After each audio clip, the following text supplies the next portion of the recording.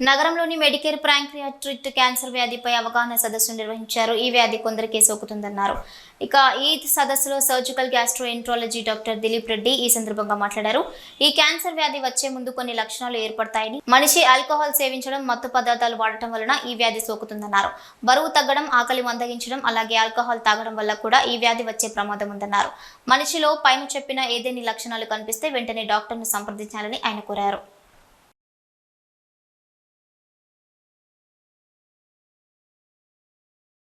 చాలామందికి అవేర్నెస్ ఉండదు. సో దీనికి ఇది రావడానికి కారణాలు ఏముంటాయి అంటే జనరల్గా జెనెటిక్ కాజెస్ ఉంటాయి. దాంతోపాటుగా ఆల్కహాల్ తీసుకోవడము, స్మోకింగ్ కానీ, లావు ఉన్న వాళ్ళకి కానీ, ఏజ్ ఎక్కువ ఉన్న వాళ్ళకి 60 ఇయర్స్ 50 ఇయర్స్ పైన పడిన వాళ్ళకి ఎక్కువ వచ్చే అవకాశం ఉంటుంది. సో ఇది ఎవరికి వస్తుంది ఏంటిదనేది మనము ముందే గెస్ చేయడం పాసిబుల్ కాదు.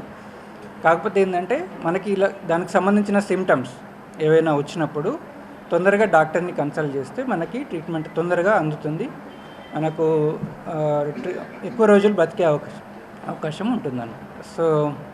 సో దానికి సంబంధించిన సిమ్టమ్స్ ఏముంటాయంటే బరువు తగ్గడం కానీ, ఆకలి సరిగ్గా లేకపోవడము, జాండీస్ రావడం కానీ, కడుపు నొప్పి. కొంతమందిలో కడుపు నొప్పి కూడా వచ్చే అవకాశం ఉంటుంది. కొంతమందిలో డయాబెటీస్ కొత్తగా డిటెక్ట్ అయిన వాళ్ళు.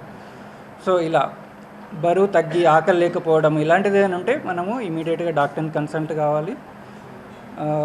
అవి తొందరగా డయాగ్నోసిస్ చేసుకొని ట్రీట్మెంట్ తీసుకుంటే మనం ఎక్కువ రోజులు ఉండాల్సిన దానికంటే మనకి ట్రీట్మెంట్ తొందరగా అందితే ఎక్కువ రోజులు బతికే అవకాశం ఉంటుంది.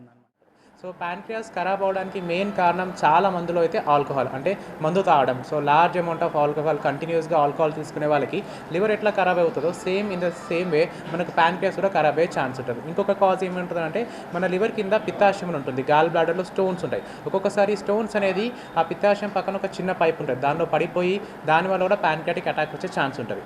ఇంకొకటి జెనెటిక్గా, అంటే వంశపార్యపరంగా కాదు కానీ నార్మల్గా మనకుండే పొల్యూషన్ ద్వారా, కొన్ని ఫుడ్ ఐటమ్స్ ద్వారా మన లోపల జన్యుపరంగా జీన్స్ చేంజ్ అయిపోయి దానివల్ల కూడా రికరెంట్గా ప్యాంక్రియాటిక్ అటాక్ రావడం వల్ల ప్యాంక్రియాటిస్ అనేది వస్తుంటుంది. సో ఇనీషియల్గా అటాక్స్ అనేది ఓన్లీ కడుపు నొప్పితోనే వస్తుంటుంది. సో పెయిన్ రావడం, పెయిన్తో ఎక్కువ అయిపోవడం, దాని తర్వాత నొప్పి అనేది వెనకాలకి రావడం, ముందు నుంచి వెనక రావడం, తిన్న తర్వాత నొప్పి ఎక్కువ అయిపోవడం, వామిటింగ్స్ రావడం, ఇది ఇనీషియల్ సిమ్టమ్స్. సో ఇట్లా ఈ సిమ్టమ్స్ అనేది రికరెంట్గా వస్తున్నప్పుడు ఒకసారి అటాక్ వచ్చినప్పుడు మ్యాక్సిమం వాళ్ళు మందుని స్టాప్ చేస్తే రికవర్ అయ్యే ఛాన్స్ ఉంటుంది.